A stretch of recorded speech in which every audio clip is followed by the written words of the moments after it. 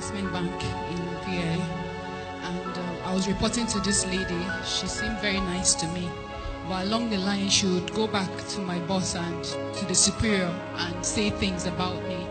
So I kept getting into trouble without knowing why, until one day one of the directors actually called me and brought up an issue, and I explained it. And from that day onwards, he would always want to hear my own side of the story before making a decision.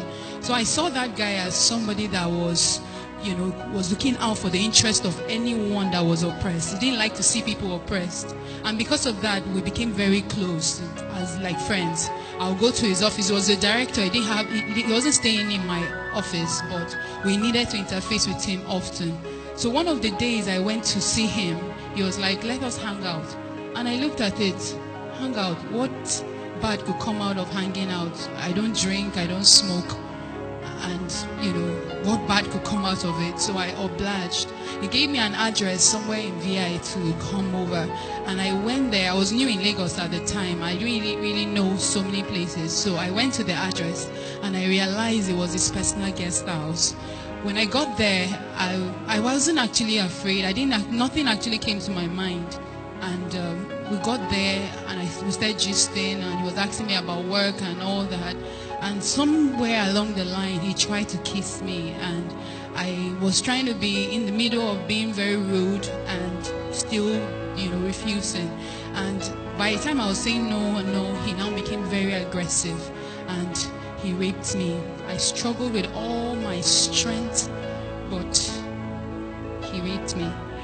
And going through that trauma, it was a very difficult moment for me, because just few years before that time, I was in a relationship from university, and we were engaged to be married. And because I had dwindled from my faith, I was born again when I got into the university.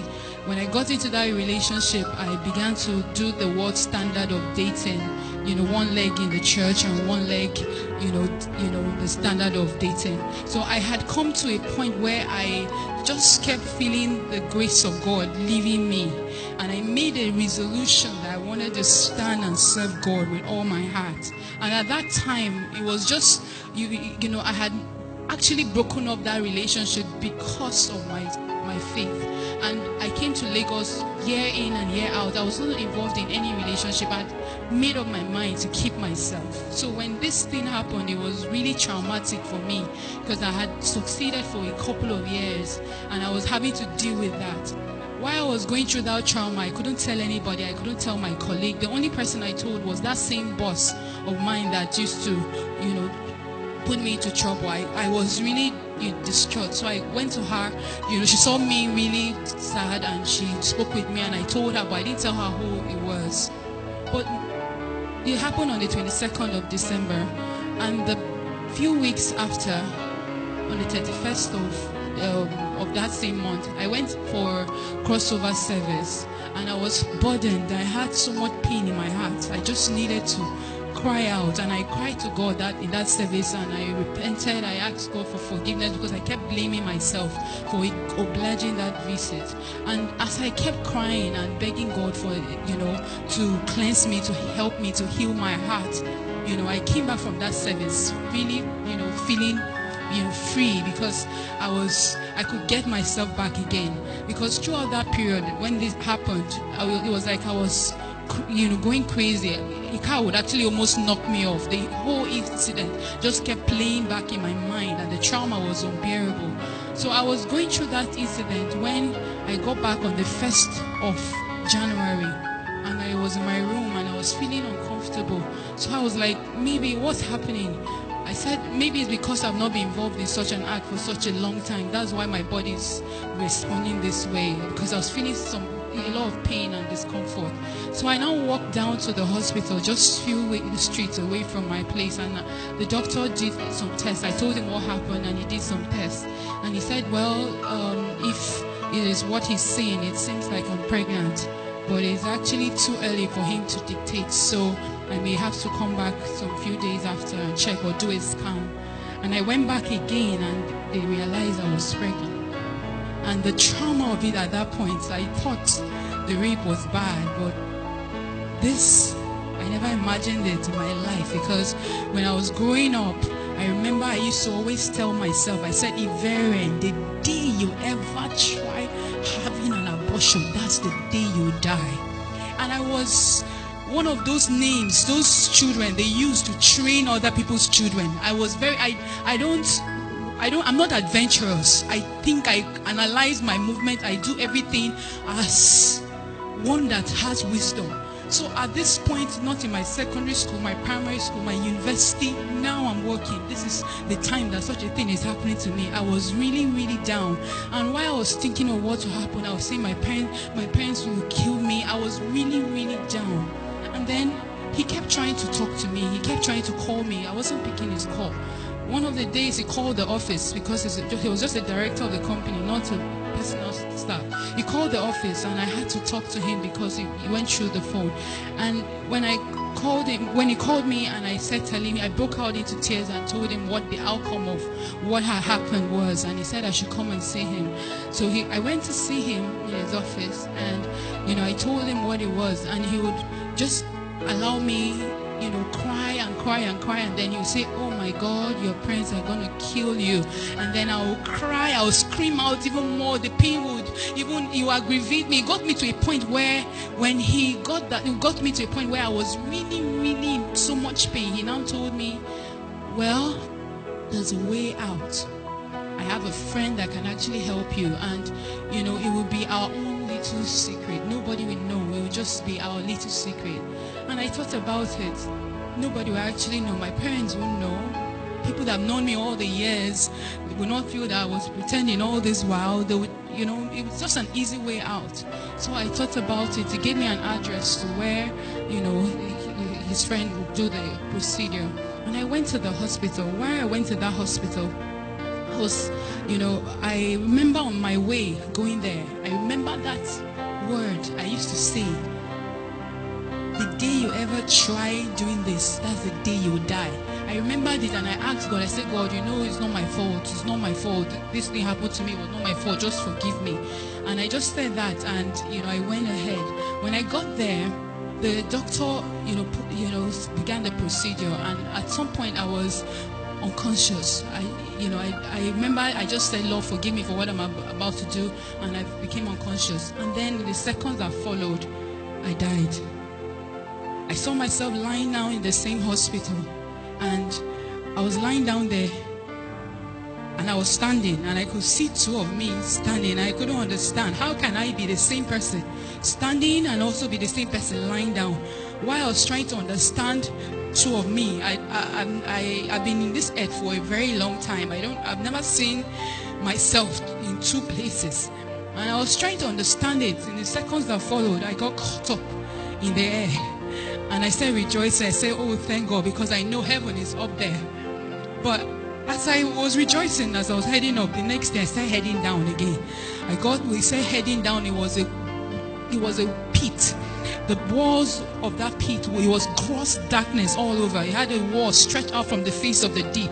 You could not see the end of it up, neither could you see the end of it down. And it had cell-like units, compartments, and it had a covering. You could see the kind of holes that time might make in the ground. That was what was covering the walls of those that cell.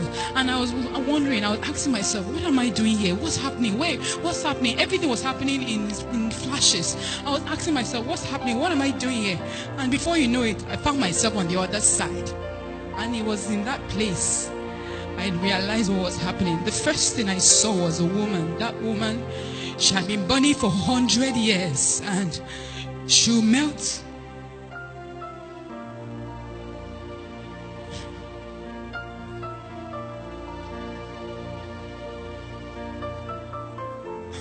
She was burning for 100 years. If you look at the fire, that liquid fried fire, that is like magna from a volcanic eruption.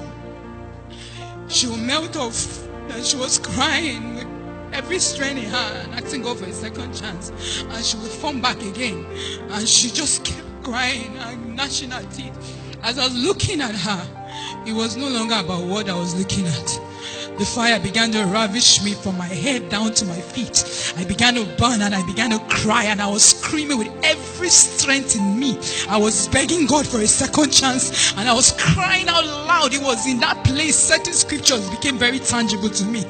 When the Bible says there will be gnashing of teeth, I found myself gnashing my teeth. I was grinding it and I was screaming, and my shouts were loud. If I shout now, the next shout will be louder, but this energy it keeps depleting, but your shouts keep increasing. I was screaming, everybody was screaming, everybody was begging God for another chance. As I was shouting and I was begging God, I remember a few things that occurred there. Some of the things that were traumatic for me were the fact that if you just imagine that everybody was shouting, the noise there was enough, was like a bomb blast blasting off your ears. If there was no fire, if there was nothing there, just that noise was enough to burst your earballs, but you wouldn't die. Then imagine you cannot breathe. You hold your nose for 1 hour. You cannot breathe, but you cannot die.